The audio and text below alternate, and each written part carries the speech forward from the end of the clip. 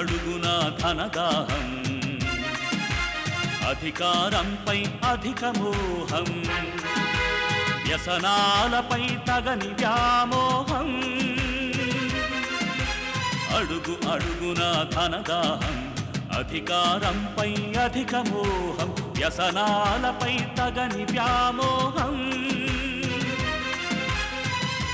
ఆధునిక సమాజమేవో ఆటవిక సమూహం, స్వార్థపరుల సందోహంలో ధర్మం ఉనికేవో సందేహం.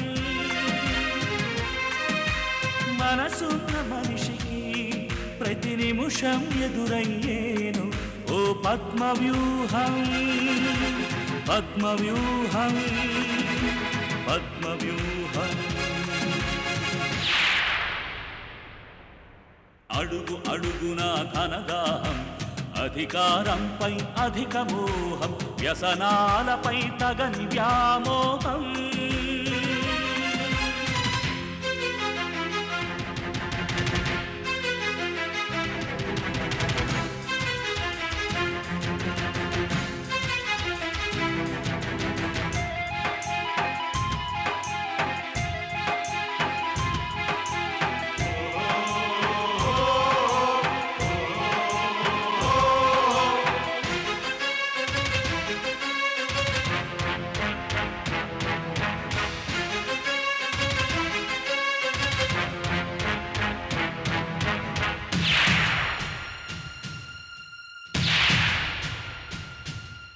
ప్రతి కదలిక వెనుక ఓ లాభానికై చింత, అవసరం లేకుంటే అరక్షణమైన నిలువరు నీ చెంత.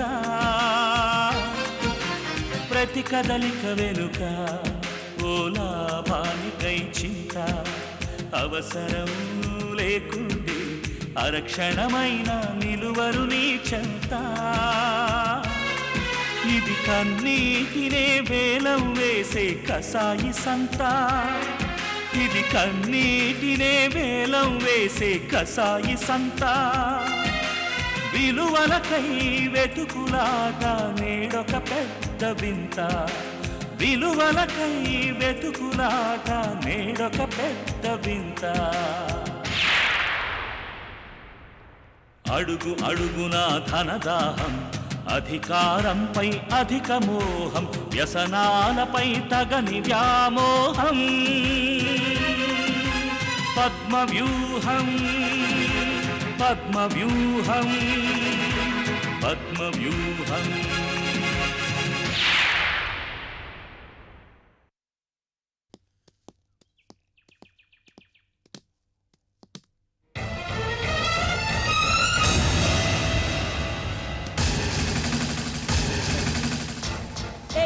ఎవరు నువ్వు? అమ్మ, దయచేసి బిడ్డను ఎలాగైనా కాపాడండి. వాళ్ళు మమ్మల్ని తరుముకొస్తున్నారు. నన్ను నా బిడ్డను చంపేమని మా మామయ్య గారు పంపిన కసాయి వాళ్ళు దయచేసి నా బిడ్డను కాపాడండి. బతుకుంటే నేను మళ్ళీ వచ్చి తీసుకుంటాను. వెళ్ళిపోండి అమ్మా, వెళ్ళిపోండి. దొరికితే వాళ్ళు మిమ్మల్ని కూడా చంపేస్తారు. త్వరగా వెళ్ళిపోండి, వెళ్ళిపోండి. రాము, త్వరగా పోనీ.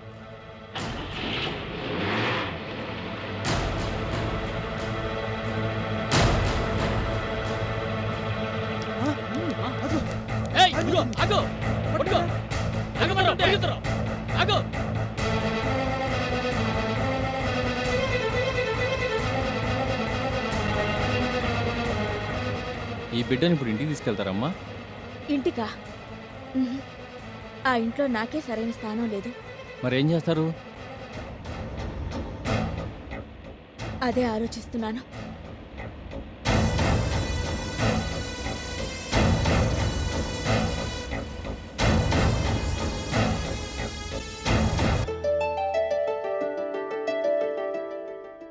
ఎంతో నమ్మకంతో మీకు ఈ బిడ్డను అప్పచెప్తున్నాను.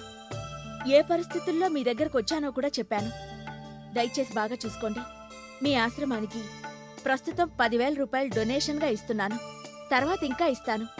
మీరు మాత్రం ఈ బాబుని జాగ్రత్తగా చూసుకోవాలి. మీరు ఇంతగా చెప్పాలా తల్లి? దారిలో దొరికిన బిడ్డ కోసం మీరు ఇంత శ్రద్ధ చూపిస్తున్నారంటే నాకు చాలా ఆనందంగా ఉంది. ఈ బిడ్డ అదృష్టవంతుడు కాబట్టి మీకు దొరికాడు.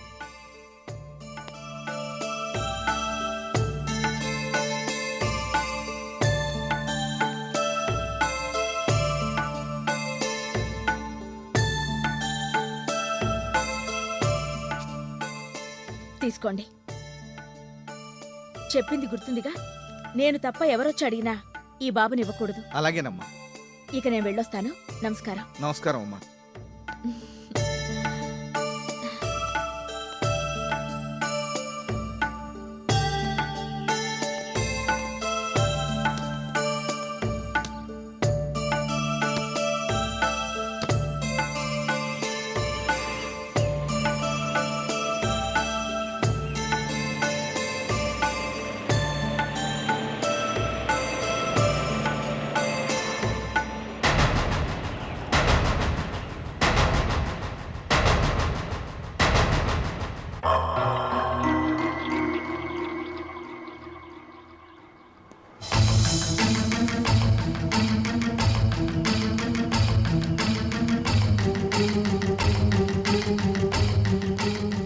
ఈ బిడ్డను జాగ్రత్తగా చూసుకో. ఇప్పుడు వచ్చి వెళ్ళిన ఆవిడ చాలా పెద్ద మొత్తం ఇచ్చింది వీడి కోసం. అలాగే బాబు.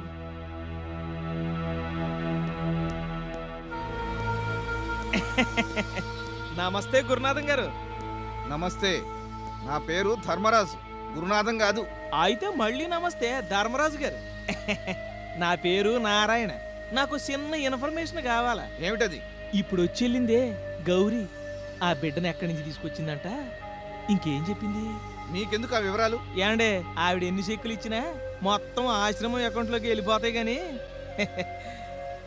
మీ పర్సనల్ యూజ్ కొంచండి. అబ్బా, ఈ 1000 రూపాయలు ఉంచండి, తర్వాత చూసుకుందాం. ఇప్పుడు చెప్పండి, ఈ బిడ్డకి ఆ గౌరీకి ఏటి సంబంధం?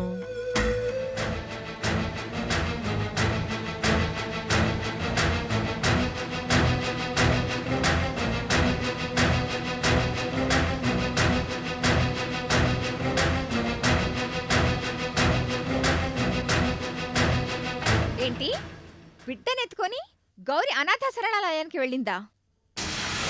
విచిత్రంగా ఉందే. గౌరీకి ఆ బిడ్డకి సంబంధం ఏమిటి?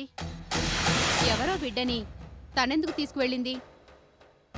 నేను లోపలికి వెళ్ళి అక్కడున్న పెద్ద ఆయన్ని అడిగి వివరాలన్నీ తెలుసుకున్నానండి. ఆయన చెప్పిన మ్యాటర్ అది. మ్యాటర్ తెలియగానే మీకు ఇమీడియట్ గా చెప్పేద్దామని ఇదిగో లగెత్తుకొచ్చానండి. ఇంటికి తీసుకురాకుండా ఆ బిడ్డని తిన్నగా అనాథ శరణాలయానికి తీసుకువెళ్ళి మంచి పనే చేసింది. ఇప్పుడికది మన చేతుల్లో ఇరుక్కున్నట్టే. ఏ సంబంధం లేకపోతే బిడ్డను శరణాలయాలో ఎందుకు చేర్పిస్తుంది? ఆ బిడ్డ తప్పకుండా తన పెళ్లి కాకముందు పుట్టిన అక్రమ సంతానమై ఉండొచ్చు. ఇన్నాళ్ళు ఎక్కడో పెట్టి మేనేజ్ చేసింది. అక్కడి నుంచి తీసుకొచ్చే పరిస్థితులు ఎదురయ్యాయి. ఏ దారి లేక తిన్నగా శరణాలయానికే తీసుకెళ్ళింది. ఇది మనం అల్లాల్సిన కథ. కానీ గౌరీ నిజం చెప్పేస్తుందిగా. మన మాట మా ఇంట్లో వద్దను గాని మా వారు గాని నమ్మరు. నమ్మిస్తాం వైదేహి, అన్నిటికలా బెంబేలు పడిపోకు. ఎన్నో మార్గాలున్నాయి. నారాయణ, చిత్తం, ఈ నారాయణ ఉండగా మీకే సందేహాలు అక్కర్లేదు. అన్నీ నేను చూసుకుంటానుగా. గౌరీ ఇంత త్వరగా మన చేతుల్లో చిక్కుతుందని అనుకోలేదు మమ్మీ. మనం అలర్ట్గా ఉన్నాం కాబట్టి అది మనం వల్ల చిక్కుకుంది. లేకపోతే దాన్ని పట్టడం మన వల్ల అవుతుందా? ఆ గౌరీని బావగారు ప్రేమించి పెళ్లి చేసుకున్నారు కదా, దాని గత చరిత్ర అంతా అక్షరాలా ఆయనకు తెలిసే ఉంటుందిగా. మనం చెప్పే కథలు నమ్ముతారంటారా? ఆ భయం నీకు అక్కర్లేదు. మా వద్దనికి పెళ్ళై 6 నెలలయింది. పెళ్లికి 6 నెలల ముందు గౌరీతో పరిచయం అయింది. 1 ఏడాది క్రితం దానికి బిడ్డ పుట్టుండొచ్చుగా. ఆ విషయం వీడి దగ్గర అది దాచిందని చెప్తాను. బేబీ, చిన్నపిల్లవి, ఈ లెక్కలన్నీ నీకు అర్థం కావు. ఊరికే కంగారు పడిపోకు. వైదేహి చూసుకుంటుంది. నేను ఇక ఇంటికి వెళ్తాను. రంగం సిద్ధం చేయాలిగా. బయట నుంచి చేయవలసిన అరేంజ్మెంట్స్ అన్నీ నేను చేస్తాను. మీరిద్దరూ వెళ్ళండి. మమ్మీ, అంతా అనుకున్నట్టే అవుతుందిగా. నా టాలెంట్ నీకు తెలీదా? ఎక్కడ ఏ పొరపాటు జరగదు. రేపే ఆ ఇంట్లో ఆ గౌరీకి ఆఖరి రోజు. మీ మీద నాకు ఆ నమ్మకం ఉంది మిస్సెస్ వర్మ. పదమ్మా ప్రీతి. Bye mummy. బాయ్.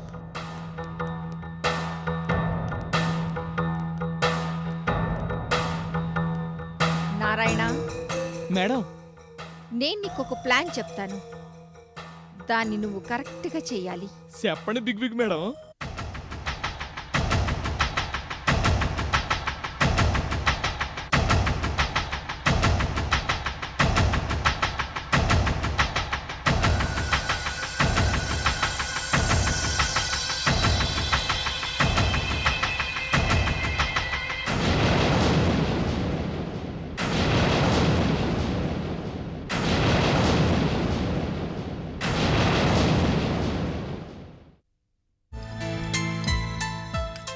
గౌరీని కూడా పిలువు వర్ధన్.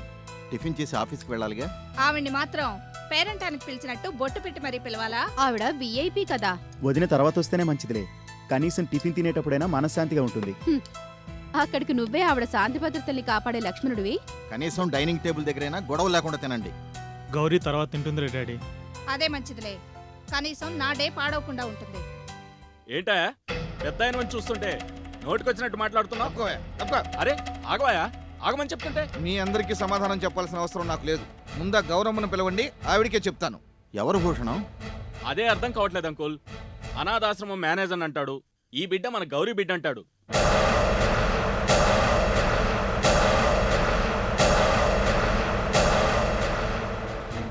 ఏంటండి ఏంటా మాటలు? చూడ్డానికి పెద్దవారిలో ఉన్నారు. బాబు, ముందు గౌరీ గారిని పిలవండి. ఈ బిడ్డ ఆవిడ బిడ్డే. ఇదిగోనండి ఆవిడ గారు ఇచ్చిన చెక్కు చూడండి. ఈ బిడ్డ తండ్రి ఈ దేశంలో లేడని, రాగానే తీసుకెళ్తానని మాతో చెప్పాడు. కానీ తండ్రి డీటెయిల్స్ మాత్రం చెప్పలేదు. తండ్రి లేకపోతే సరే, ఉన్నప్పుడు మేము ఎందుకు చూడాలండి?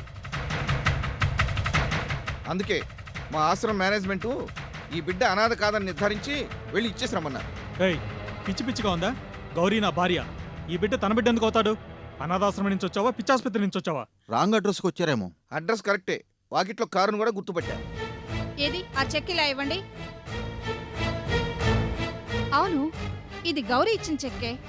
వర్ధన్, నీ పెళ్ళాన్ని పిలిచి ఈ వ్యవహారం ఏంటో అడుగు. చచ్చా, ఈ ఇంటి పరువు తీయడానికి పుట్టినట్టుంది.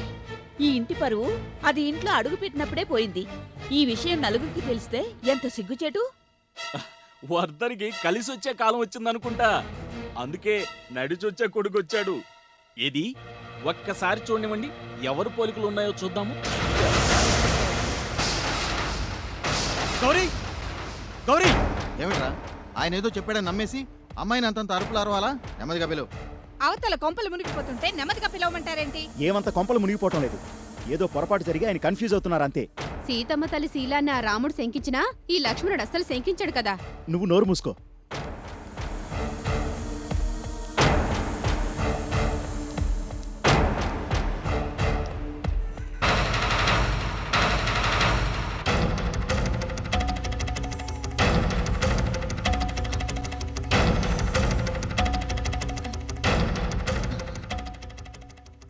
ఏంటి ధర్మరాజు గారు, ఇక్కడికొచ్చారేంటి? చూసావు మమ్మీ, సమస్య ఎలా విడిపోయిందో. గౌరీకి ఈయనెవరో తెలుసన్నమాట. అంటే ఈయన చెప్పేది నిజమనేగా అర్థం. చెప్తుంటే వినిపించుకోరే, నేను చెప్పేది నిజమమ్మా. అమ్మా గౌరీ, ఈ బిడ్డ నుంచుకోవడానికి మా ఆశ్రమ యాజమాన్యం ఒప్పుకోవటం లేదు. ఈ బిడ్డ వద్దు, నీ చెక్కు వద్దు, నువ్వే ఉంచేసుకో అమ్మా. ఏ ఎందుకలా అంటున్నారు? చూసారా, మన ముందే ఎంత బరి తెగించి అడుగుతుందో. ఇందులో బరి తెగించడం ఏముంది అత్తయ్య? గౌరీ, ఈ బిడ్డ ఎవరికి పుట్టాడు? తెలీదండి. మై గాడ్, ఎవరి వల్ల పుట్టాడో కూడా తెలీదా? షటప్, వదిన్ని కన్ఫ్యూజ్ చేయకండి. గౌరీ, ఈ బిడ్డ నీ బిడ్డేనని తమ అనాథాశ్రమంలో చేర్పించి ఈ చెక్కు కూడా ఇచ్చావని ఆ పెద్ద ఆయన అంటున్నాడు. ఈ బిడ్డ ఎప్పుడు పుట్టాడో తండ్రి ఎవరో మాకు తెలియాలి. అత్తయ్య! ఏమిటమ్మా ఇదంతా? ఏమైందో వివరంగా చెప్పు. మావయ్య, నిన్న నేను పెళ్లి నుండి వస్తుంటే కార్ చెడిపోయింది. డ్రైవర్ రిపేర్ చేస్తుంటే నేను దిగి నిలబడ్డాను. అప్పుడు ఒక అమ్మాయి పరిగెత్తుకుంటూ వచ్చి ఈ బిడ్డను నా చేతికిచ్చి రక్షించమని చెప్పి పరిగెత్తుకుంటూ వెళ్ళిపోయింది. ఆమె వెనకాల కొందరు కత్తులతో తరుముకుంటూ రావడం చూసి మేము ఆగకుండా కారులో వచ్చేశాం. ఈ బిడ్డని అనాథాశ్రమంలో చేర్పిస్తే సేఫ్గా ఉంటాడని దారిలోనే అనాథాశ్రమానికి వెళ్ళి ఈ ధర్మరాజు గారికి సంగతంతా చెప్పి బిడ్డని ఈ చెక్కుని ఇచ్చొచ్చాను. ఇదే జరిగింది. నిజం మావయ్య. చాలమ్మా చాలు. నీ కాపురాన్ని నిలబెట్టుకోవటం కోసం ఈ ధర్మరాజు చెప్పింది అబద్ధం అంటావా? ఇన్నేళ్ల నా సర్వీసులో నీలాంటి అబద్ధాల కోరిని ఇంతవరకు చూడలేదు. నీ డబ్బు వద్దు, నీ బిడ్డ వద్దు, నువ్వే ఉంచుకో తల్లి. ఏమండి ధర్మరాజు గారు, ఉండండి. ఎందుకు? ఆయన చెప్పిందంత అబద్ధం నిరూపించడానికా? వర్ధన్, నేను చెప్పిన మాట కన్నా ఆ ముక్కు మొహం తెలియని ముసలాయన చెప్పినదే నిజమని నమ్ముతున్నావా? ఈ బిడ్డను చూస్తూ కూడా ఇదంతా అబద్ధమని ఎలా నమ్మమంటావు? మరి నన్నేం చేయమంటావు? కరెక్ట్. మీకు నమ్మకం కలిగించాలంటే నా దగ్గరున్న ఒకే ఒక్క ఆధారం డ్రైవర్ రాము. అవునమ్మా, ఈ బిడ్డను డ్రైవర్ ముందే అమ్మాయి ఇచ్చిందన్నావు కదూ? అవును మావయ్య. ఇప్పుడే రాముని పిలిచి మీ అనుమానాలన్నీ అబద్ధమని నిరూపిస్తాను. రాము, మీరుండండి అమ్మా, నేను పిలుచుకొస్తాను. లేదు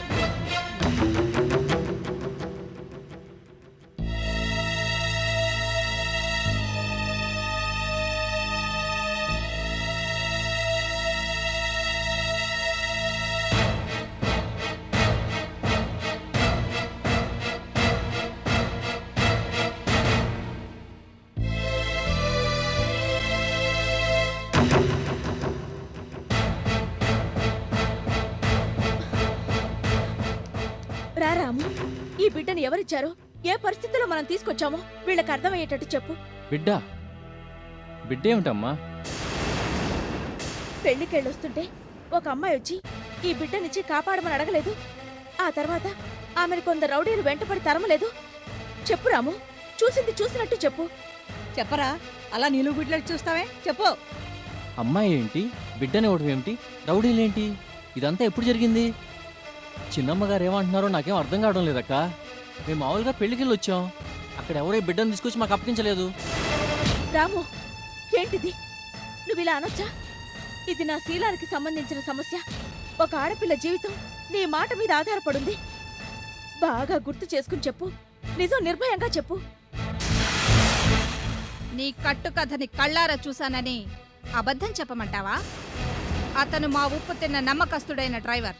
నిజం అమ్మా, చిన్నమ్మగారి మాట విని నేను మీకు ద్రోహం చేయలేను.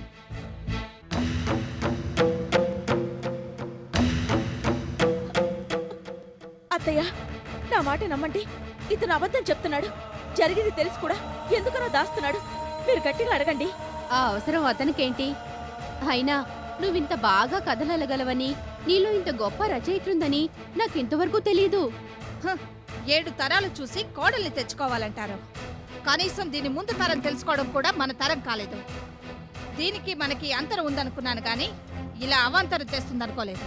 భలే పెళ్ళాన్ని కట్టుకొచ్చారు వర్ధన్. ఇది ఒకరింటి కోడలిగానే కాదు, ఇంకొకరి బిడ్డకి తల్లిగా కూడా ఉందన్నమాట. ఎంత గొప్పగా నాటకం ఆడింది. చెప్పు, ఇంకా ఈ బిడ్డ నీ బిడ్డ కాడనే బుకాయిస్తున్నావా? వర్ధన్, ఎవరు నమ్మకపోయినా పర్వాలేదు, నువ్వు ఒక్కడివి నా మాట నమ్ము చాలు. నేను చెప్పింది. ఇంత అబద్ధం ఆడడం కన్నా చావడం నయం. వర్ధన్, ఇదంతా నిజమని నువ్వు మనస్ఫూర్తిగా నమ్మే ముందు ఒక్కసారి కూడా ఏంటి గౌరీ పెళ్లిలా ఎందుకు మాట్లాడుతున్నారు, నీ మీద నాకు నమ్మకం ఉంది, నాతో చెప్పు అని అడిగితే ఈ గౌరీ బతికుండేది. వర్ధన్, ఇప్పుడు నీ ముందున్నది బతికున్న గౌరీ కాదు, నీ అనుమానంతో చచ్చిన జీవోత్సవం.